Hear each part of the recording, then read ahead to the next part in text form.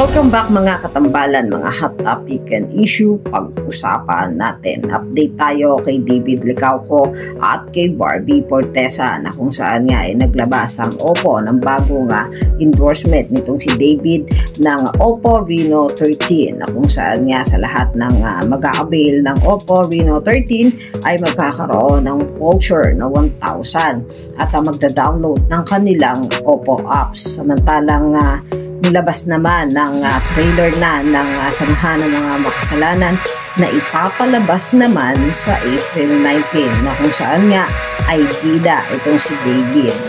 Samantalang magkakaroon naman ng meet and greet ngayong 4 p.m. Sina David Licauco ng Samahan ng Mga Makasalanan sa SM Caloocan. Kasama nito ang ilang mga artista tulad ni Buboy Villar at Lisel Lopez. Mamaya na yan, 4 p.m. sa SM Caloocan. Samantalang si Barbie Fortesa naman ay nag-shoot nga ng bago nitong commercial sa Silca na kung saan nga ay matagal ng brand ambassador itong si Barbie ng Silca at active din itong si Barbie sa mga morning run.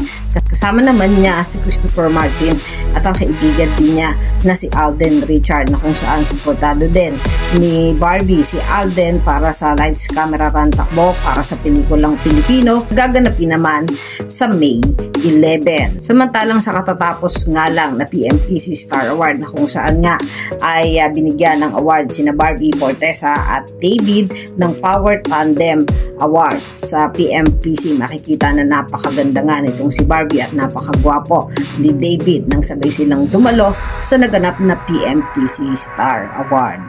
Yan ang mga update natin kay Barbie at kay David. Kayo mga katambalan, ano ang masasabi nyo? Mag-comment lang sa comment section at pag-usapan natin.